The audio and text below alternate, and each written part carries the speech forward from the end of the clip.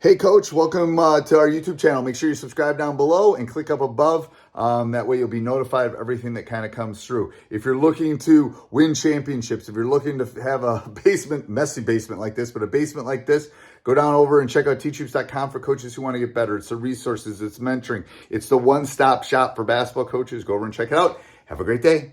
Welcome to the Basketball Leadership Podcast. Coach, welcome. How you doing? I'm great. I'm excited about today's topic. But before we jump into that, I want you to talk a little bit about Team Leader OS. And I know you kind of revamped it. Like, Yeah, Coach is all techie. Coach is techie. It's like 2.0. I'm techie. And there's going to be 3.0 next. Yeah.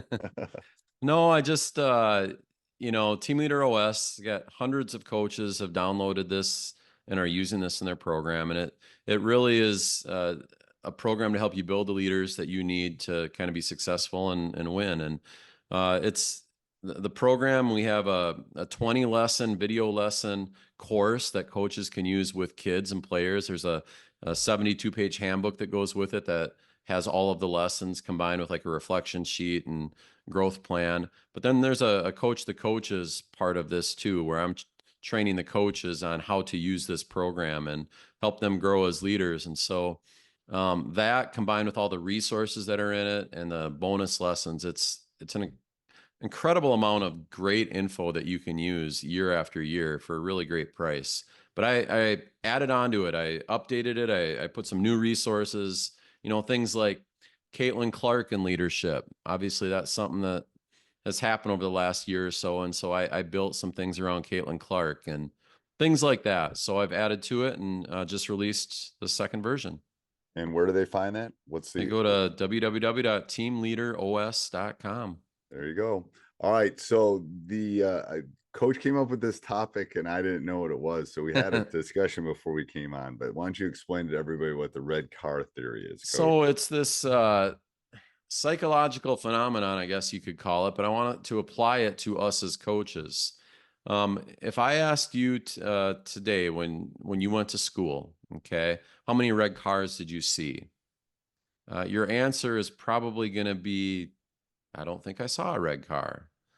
But if I told you tomorrow to count the number of red cars you see on your way to work, you're probably going to find 5, 6, 10 red cars that you saw. And they do this experiment. They'll have people in a room and they'll have things all around the room and they'll tell them, all right, look around the room and I want you to scan the room. So they scan it and then they'll say, well, how many red items did you see in the room? And they can't really remember any. And then they tell them to look again and they see like 10.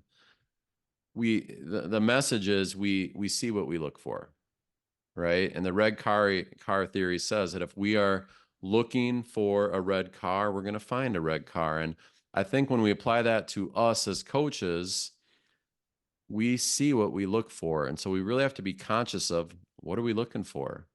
Whether that's in a player, whether that's in our program and our team, whatever we value, what do you look for? And I don't know. What do you think about that? Do you think that makes it hard to coach? Like sometimes I think even evaluating talent sometimes, do you think that's hard because we're looking at specific kids and only seeing specific things for, I mean, I worry about that sometimes. That's why luckily I have very good assistant coaches that can give me another perspective. But Yep. I think sometimes, I don't want to say we pigeonhole kids in, but sometimes we put them in a window and then I don't know. What's your thought on that? Yeah, I agree. I think, and I think this is the art of coaching and this is a talent that coaches have is, can you see something in a kid that they can't see themselves? And, can you see a talent there that you can apply to a team? I've seen coaches that, they're passionate about hustle players, right? I mean, that's all hustle players matter to them more than anything. And so you could be that player that was playing on their team. And if you could be no skill at all, but if you're diving on loose, but like that's what they value. And so that's what they see. And those kids get rewarded. But you could have a coach that loves shooters. You could have a coach that loves defenders, loves rebounder, like whatever you're looking for, you're going to kind of find. And I think, this is the art of coaching and putting those pieces together that it's hard to explain it. It is. I It mean, is hard. I love high IQ players that are skilled, that compete. I mean, I think we all do, but if I had to pick 3 things that I really want, that's what I'm looking for. That's my red car. So what's your red car again? Well, I would say I like skill. Yep. Okay. I like kids that compete. Yep. Okay. And I just lost my third one that I said. It's okay. High skill. High IQ. High IQ. So smart players that yeah, are competitors. I skilled and want compete. somebody that we can't play checkers with because they're too competitive. That's what I Yeah. want. Yeah. Yeah, absolutely. And I'll add about 6'4" across the board. If I could build a basketball player at the high school level, I'd take 5, 6'4" kids for boys. It'd be great. I would too, but at the same time, man, one of our best teams went to state tournament with was that really small one. And Yeah. every single one of them were skilled, high IQ IQ. competitors, and they won. I mean, Yeah. we beat teams that had Division 1 and 2, 6'8", 6'5", strong physical posts. I bet they could shoot though. Our team? Yeah. Our team was lights out. Our team had national record books for 3-point shooting. There was like 43%, and we shot like 60% of our shots that year were threes. Yeah. So it's like so that's a coaching thing too. You got to neutralize. Like if you, what did he say? The smart take from the Smart strong. take from the strong. Yep. Yeah. if you're Carroll, not big, you got to have, Steph Curry. He's Yeah. not 6'11". He's got to be able to shoot the ball. That's how he gets. And we talked a couple weeks ago on a podcast about M&M, Milk a Minute. Yeah.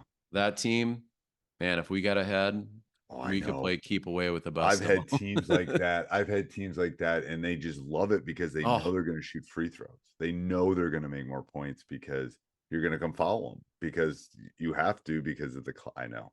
I'll tell you another story with that. So, we wouldn't run like a full delay. We would if we got to like 3 minutes left in a game, we'd run a delay. But we'd run M&M, and we're playing in the section championship against a team that wants to score 100 points a game. Like it's their styles, go, go, go. And we're much more defensive oriented. And so anyway, we are ahead. The player that I have that's playing at Iowa State this year, Nate Heisey, hit like back-to-back threes, and it put our lead from like 8 to 15 in the second half. And you just knew it was like daggers, right? Right. So then we get the ball, and there's like 8 minutes left in the game. There's a lot of time. No, there's like 10 minutes left. It was double digits. And our guys were just tired. Like, so he came across half court, and we just kind of spread it out. We weren't even running anything. And their player thought we were delaying.